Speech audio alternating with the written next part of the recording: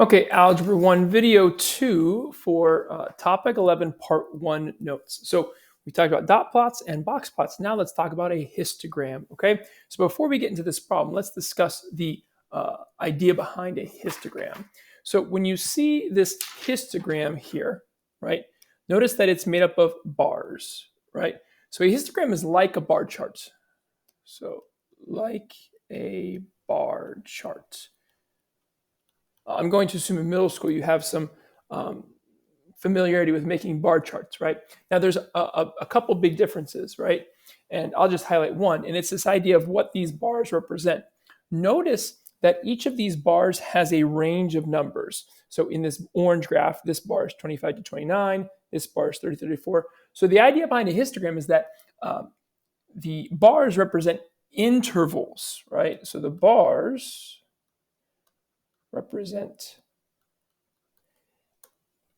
I'm going to put this in all caps, intervals. Intervals. Big idea here, right? So typically when you have large amounts of data, you use a histogram because you can kind of group the data in these intervals so you're not showing every single individual value. So notice I'm going to put there's no individual values on the histogram. So no individual values. Right? So you can see that in our three types of displays, only a dot plot shows each individual. Okay. All right, very good. So let's talk about this question. It says a marketing team compares the ages of a random sample of 30 viewers of two popular new shows to decide which product to advertise during each show. During which show should the marketing team advertise a product that is targeted at adults aged 20 to 29? So if we take a look at this, right? So here is age 20 and here is age 29. So what we need to do is we have to look at both the 20 to 24 and the 25 to 29 bars in these two histograms, right? Well, notice in the show one, there is no 20 to 24-year-olds who watch this show. But then there are, up to this bar, if you go over here, there's 8 that watch that are in the 25 to 29 range, right? So this would mean a total of 8 viewers between 20 to 29. Down here, if you look at the 20 to 24, there are some viewers. There are 3. And from the 25 to 29, if you go over here, it's between the 4 and 6, so there's 5. And again, you can see that there are 8 viewers in the 20 to 29-year-old range in show 2. So it appears that they're the same. But now, you'll learn if you take a stats class that you sometimes have to read between the lines, right? So the idea that there is nobody in show 1 watching it that's less than 25, right? That to me means that a lot older crowd is watching show 1, whereas in show 2, because you have some in both groups, you can advertise towards those 20-year-olds and also to the 29-year-olds, getting the entire 20s age range covered, right? So here's how I'm going to answer this question. Both show 1 and 2. Both show 1, I'm going to say and show 2, sorry. Both show 1 and show 2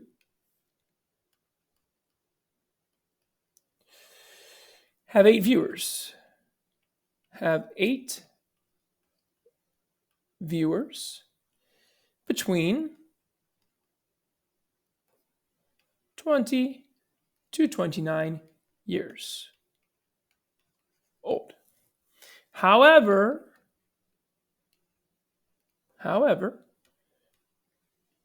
show 1 has no viewers. Show 1 has no viewers in the 20 to 24 year range. Therefore, show 2 is probably more targeted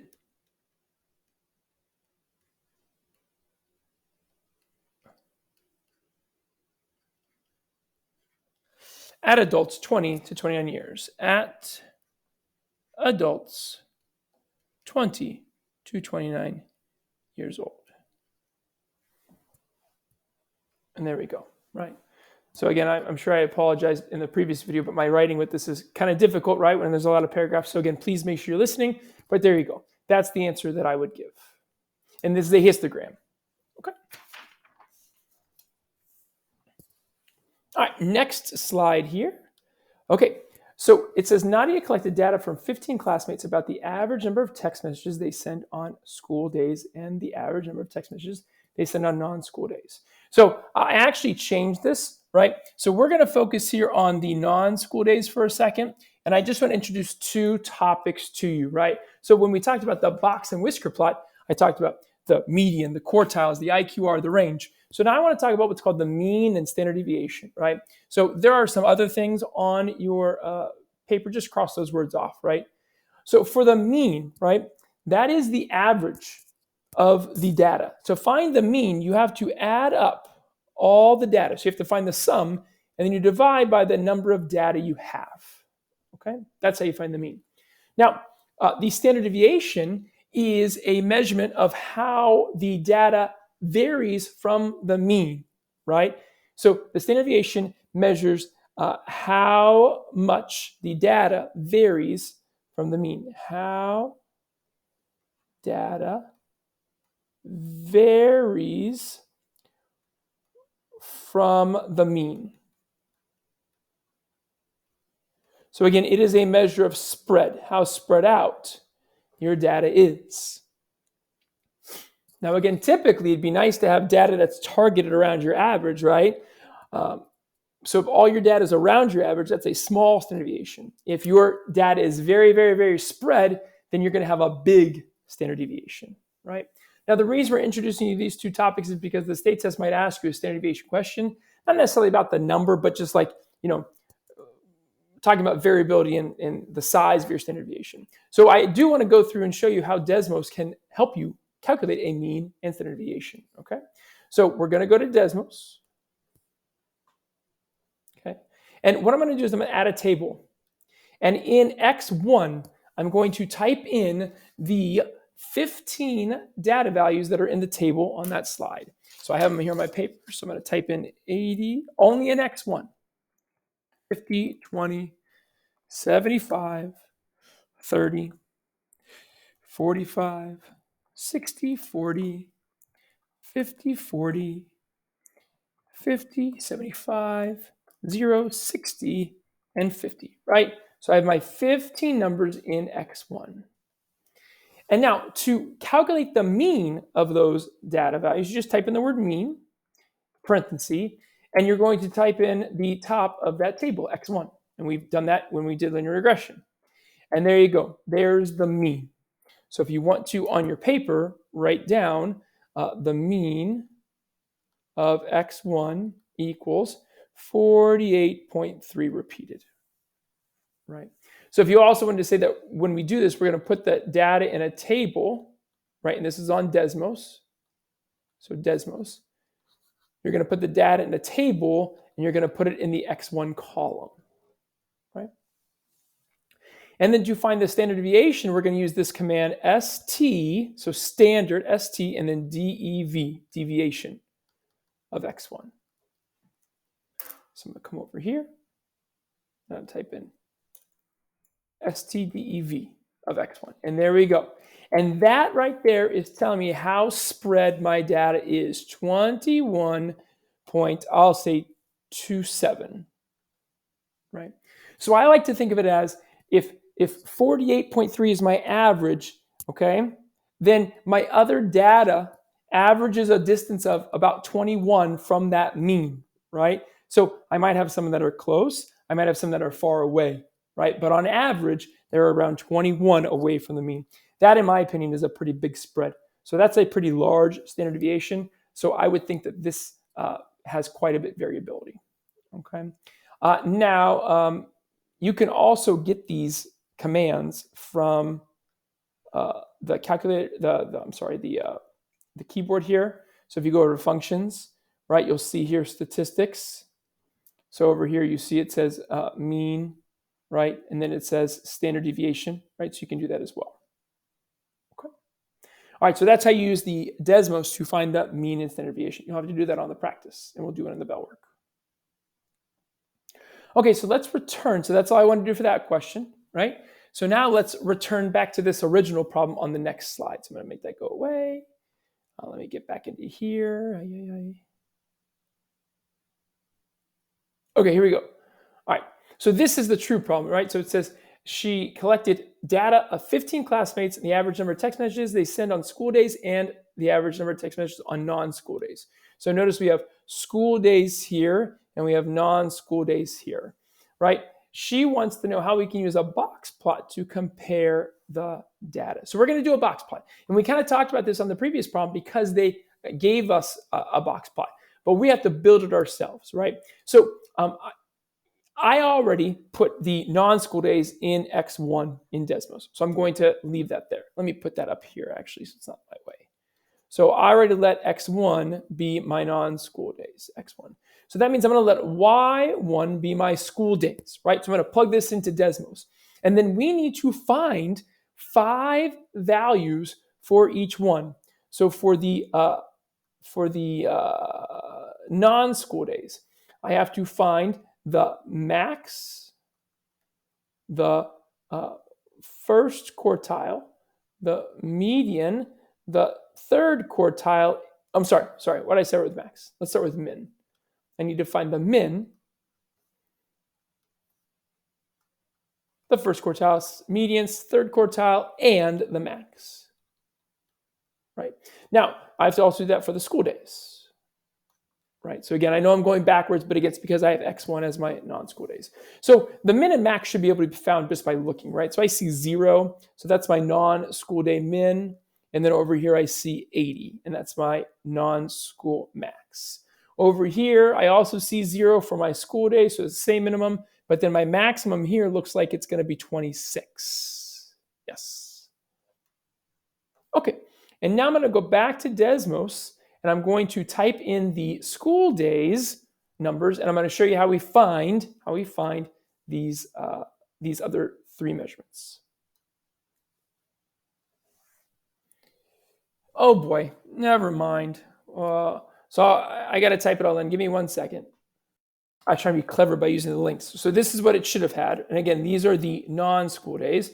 So then in Y1, I'm going to type in the school days. So 14, 17, again, this is from the first table. 4, 19, 8, 23, 19, 9, 22, 15, 18, 26, 0, 25, and 16. Right, so there's those values. So again, we already have our minimum and maximum, right? So let me make that table here. We'll just finish this problem on Desmos, right? So I have my, let me do this real fast.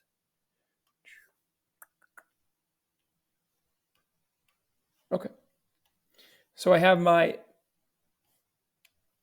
non-school, which is my X1, and my school, which is my Y1. I have my minimum of 0 for both, and I have my maximum of 80 for non-school, and it was 26 for school. So again, now I need my first quartile, my median, and my third quartile. Okay, so to find the median, we just type in the word median, and again in parentheses X1. All right, so my median for non-school is 50. Now I'm going to change that X1 to a Y1. I'm sorry, for Y1, and that's 17. So that is the median of my school days, right? 17. And again, median is the middle number, right? And now to get the quartiles, we're going to use the word quartile. And again, if you cannot spell that or you forget, right, it is in the commands under functions. So over here, functions, you see quartile. My 26 is hiding it, but it's right there, quartile. Quartile, not quantile, quartile, okay? And now with the quartile in the parentheses, you have to put the list, so X1, but then you also have to put which quartile you want. So comma, I want the first quartile, so 1. And that'll give me the first quartile here, which is 40. If I want the third quartile, I change it to a 3, and there's my 60. Now let's do the same thing for list Y1. I want the first quartile, which is 9. And I want the third quartile, which is 22.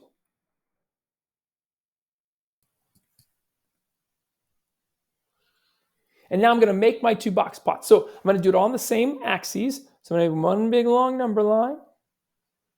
I need to put 0 on one end, and I'm going to put 80 on the other end, right?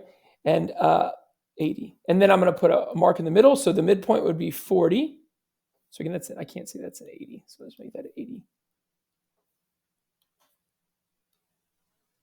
And then we have 20 and 60. And I'm okay with that, right? Doesn't matter. And again, this is the number of text. You should number of text. You should sneak that down there as a label. I didn't have enough room. And now we're going to put 2 box plots. So I'm going to put the non-school here and then the school here. So notice I have 2 labels here as well, right? So for the non-school, I'll use blue for the non-school, right? So I need to put a dot at 0, a dot at 40, a dot at 50, a dot at 60, and a dot at 80. And again, remember that the 3 in the middle make the box with a line going down the median, and then you connect your whiskers, right?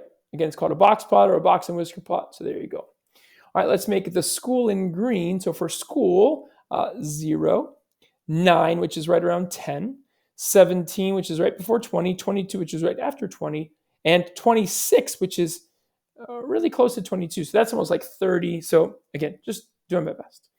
I'll put a box around the middle 3 with a line through the median and then connect your whiskers. Right? And from this box plot, it is very easy to see the data. Notice that for the non-school, that box is all the way to the right. So obviously, when kids are not in school, they send many more texts, right? That box plot, the box is between 40 and 60, whereas down here in the green graph, it's between 9 and 22, right? So a lot less. But you also see that in the non-school, there's a lot more spread, right? So for non-school days, you go from 0 to 80. So some people do not at all. Some people are really busy and do 80 on non-school days, right? Versus here with the school days, notice there's a lot less spread. It's a lot closer together, right? So the question was, how can the box plot help compare the data? So I'm going to write the answer right here. So it says students. I'm going to say students send many more texts on non-school days.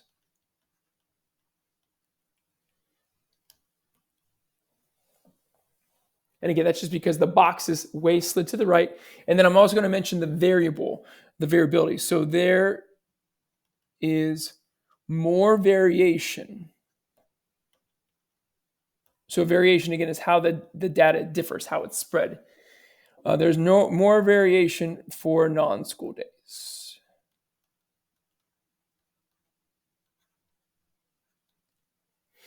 I don't know if that's accurate anymore because you guys are, text message fiends, right? But it makes sense, right? You would think during school you're busy, so you can't text all day long. All right.